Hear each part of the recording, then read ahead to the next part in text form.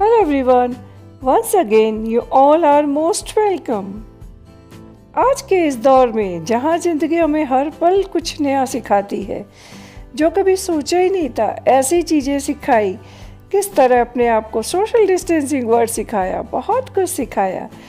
ऐसे कठिन दौर में एक बहुत प्यारी कविता है जो मुझे बेहद पसंद है, वो मैं आपके साथ शेयर करना चाहती हूँ। कविता का शीर्षक है जिंदगी, जैसा मेरे चैनल से रिलेटेड। कविता है, जिंदगी जब भी तुझे पढ़ने की कोशिश करती हूँ तो कुछ और सिखा देती है।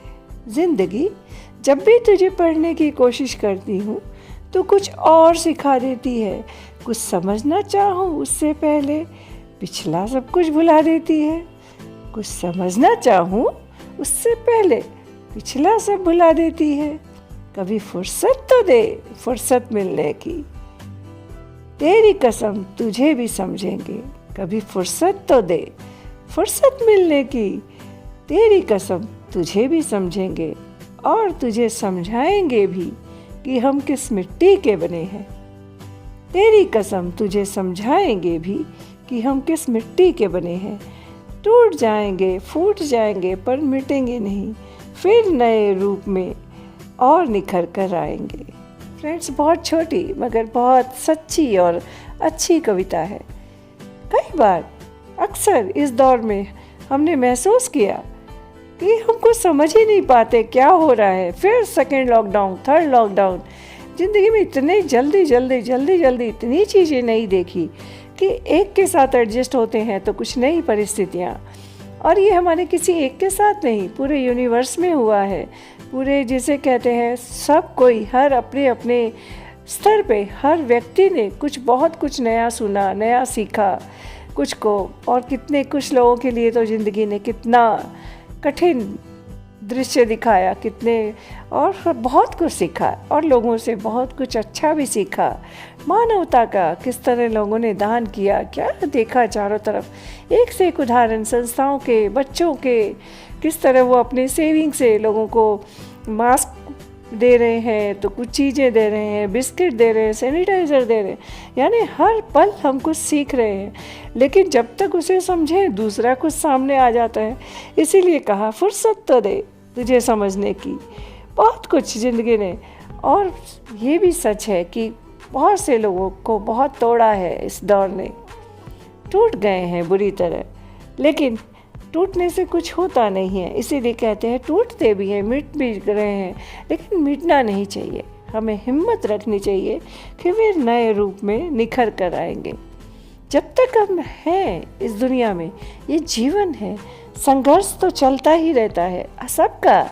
ये अलग है कि सबका संघर्ष अलग होता है, सबके सोचने का मापदंड अलग होता है, सबकी समस्याएं अलग होती है। और संघर्ष ही क्यों, उपलब्धियां भी सबके जीवन में अपनी अपनी अलग है। हमें कई बार लगता है कि अरे इसको क्या कमी, मगर उसकी उपलब्धियों का कुछ और उसे होता है कि वो और कुछ पाना चाहता है। हर आदमी के जीवन का अपना एक उद्देश्य होता है, उसका एक गोल होता है जिसे वो पाना चाहता है। हमारे लिए चाहे वो महत्वपूर्ण नहीं हो, आप कहती हो किसी को है कि मैं बस एक बार स्विमिंग सीख जाऊं, कोई चाहता है मैं एक बार एक गाड़ी खरीद लूं, कोई कुछ। तो अपने अपने उद्देश्य हैं, अपने अपने गोल हैं, अपनी अपनी सोच है, सबकी अपनी ज़िंदगी है। तो उसे जीने समझने के लिए इस दौर ने हमें बहुत कुछ, सचमुच इतना कुछ सिखाया है कि हम कह नहीं सकते। अब क्योंकि दीपावली आ रही है, फेस्टिवल आ रहा है, तो सोचा आपसे एक बात शेयर करूं। हम सभी मनाते हैं दीपावली को, धनतेरस से शुरू होती है और भैया दूज तक 5 दिन पूरे भारत में हर स्टेट में मनाया जाता है। लेकिन आपको सभी जानते हैं सब स्टेट की अलग अलग तरीके हैं। थोड़ा थोड़ा मनाने का जो विधि है, पूजा की विधि हो या सेलिब्रेशन हो, सबके नियम में कुछ ना कुछ फेरबदल, कोई किस तरह से मनाता है तो कोई किस तरह। स्पेशली आप कहते हैं बहुत से स्टेट जैसे राजस्थान में तो कहते हैं हर 10 कोस के बाद वाणी बदल जाती है। तो कहने का अर्थ है सबकी अपनी अपनी सोच। हमारे फेस्टिवल मनाने के तरीके भी अलग अलग हैं, लेकिन सभी का उद्देश्य क्या है?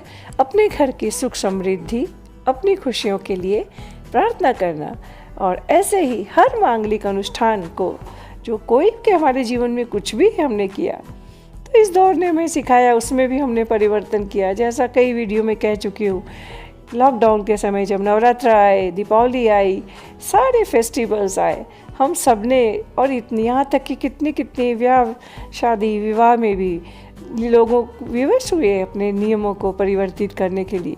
हर फेस्टिवल में हर खुशी को मनाने का तरीका हमें बदलना पड़ा, और बाद में कई चीज़ों को तो हमने महसूस किया कि अरे ये तो अच्छा था, ये तो इसमें तो कोई हर्ज ही नहीं है। जैसे साफ़ सफाई का, अब आज सोचें तो हमारे पूर्वज भी ऐसा ही करते थे कि भाई बार बार हाथ धोते रहना चाहिए, घर में प्रवेश करो तो सुबह उठते ही पहले नहा के रसोई में जाओ, वगैरह वगैरह।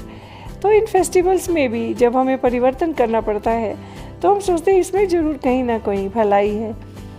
और जहाँ एक बात है कि जो हम सब दूर हो गए एक दूसरे से, मजबूरी में दूर रहना पड़ा, किसी की परेशानी में, उलझनों में भी उसके पास जा नहीं पाए, तो दिल बहुत कचोटता है। कई हमारे परिचित हैं, वो कहते हैं बहुत ख़राब लगता है जब घर के सामने कोई जो आते हैं, मैं खुद महसूस करती हूँ, जो हमारे सामान देने आते हैं अमेज़ॉन वगैरह से, इन सबको जब हम पहले कितने प्यार से गेट खोलते थे, पूछते थे भैया या छोटा है तो बेटा पानी पियोगे क्या, चाय पियोगे क्या, मगर इस कठिन दौर में तो हम पूछना ही भूल गए। पूछना क्या, गेट ही नहीं खोलते, बाहर से ही कहते रखो और जाओ।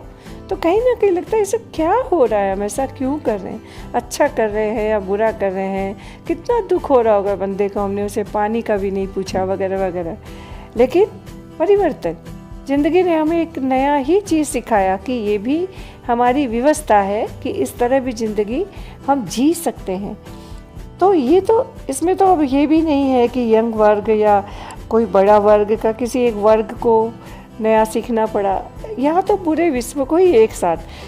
अदरवाइज़ क्या होता है, हम कहते हैं समय के साथ, परिवर्तन के साथ हमें रीति रिवाजों में, हमारी सोच में बदलाव ज़रूरी है, परिवारों के रीति रिवाज में, मगर यहाँ तो पूरे विश्व का ही सोच में, रहन सहन में परिवर्तन कर डाला इस महामारी ने।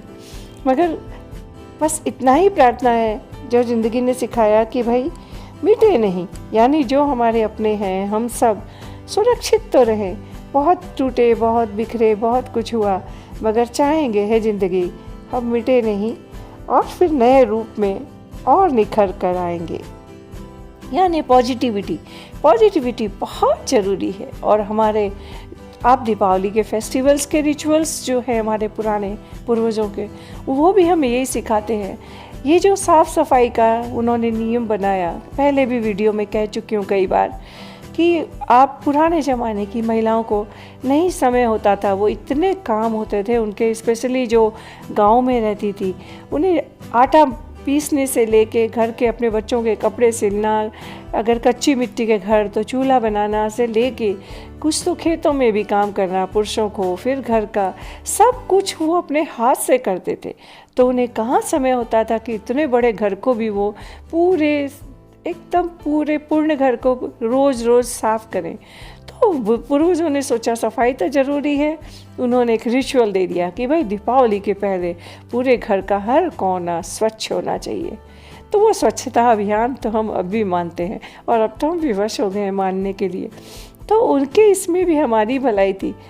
तो इस तरह जो भी बड़े नियम बनाए हैं, दिए जलाने से एकदम सकारात्मक सोच आती है, पॉजिटिविटी आती है, हम देखते हैं प्रज्वलित होते हैं तो हमें लगता है एक नई जोश, नई उमंग। लेकिन हाँ, ये ज़रूर मानती हूँ जैसा शुभ अशुभ और ये जो चीज़ें हैं, ये आदमी को इनसे थोड़ा हटके सोचने का प्रयास करे अगर अच्छा लगे तो। ऐसा सच कुछ नहीं होता, अगर हमसे कुछ भूल होती है तो ये नहीं है कि अब इससे कुछ गड़बड़ हो सकता है। और ज़रूरी नहीं है एक परिवार की एक रीति के अलग है तो दूसरे परिवार की उसे अलग ढंग से मनाते हैं। इस मनाने का, इन 5 दिन को सेलिब्रेट करने का उद्देश्य सिर्फ यही है कि परिवार में उत्साह, उमंग, उत्साह रहे और हम एक दूसरे के करीब रह सकें, अपनों को पहचान सकें, उनके साथ मिलें। समय कहाँ होता है, जो लोग दूर दूर रहते हैं कम से कम फेस्टिवल में एक साथ होते हैं, सेलिब्रेट करते हैं। सेम शादी ब्याह में भी जो पहले लोगों ने इतने इकट्ठे होते थे, उद्देश्य क्या, पूरे परिवार, ऐसे तो हम मिल नहीं सकते। सब रिश्तेदार एक दूसरे से मिलें, एक दूसरे को रामा श्यामा जिसे कहते हैं हमारे यहाँ, राम राम कहना, प्रणाम कहना, कितना अच्छा लगता है अपनों से मिलना। उद्देश्य यही है। मगर सभी को ये कहूँगी कि हर फेस्टिवल का उद्देश्य सिर्फ और सिर्फ हमारे अंदर हमारी सोच, हमारे परिवार की कुशलता और यही सुखमय कामना करने का ही होता है। आप सभी को, मुझे तो मेरे लगता है आप मेरे थॉट आपको पसंद ही आएंगे। आप लोग भी कमेंट बॉक्स में ज़रूर लिखिएगा कि क्या आप सहमत हैं इस विचारों से। और सभी को एक बार पहले ही दीपावली की, धनतेरस, छोटी दीपावली, बड़ी दीपावली जिसे हम लोग कहते हैं बाद में गोवर्धन, भैया दूज, सभी की अग्रिम शुभकामनाएं। वैसे तो जो आप जानते हैं, कुछ ना कुछ बोलना लिखना मुझे पसंद है। हो सकता है फिर पहले बीच में कुछ बोलूं, मगर पहले एक बार एडवांस में आप सभी को शुभकामनाएं। ईश्वर हम सभी का साल मंगलमय करे, सभी की ज़िंदगी में अच्छा सोचेंगे दूसरों के लिए तो हमारा भी अच्छा होगा, औरों का आशीर्वाद देंगे तो हमारे बच्चों को भी दुआ मिलेगी। सभी को ईश्वर सुरक्षित रखे। Stay safe. Thanks for watching.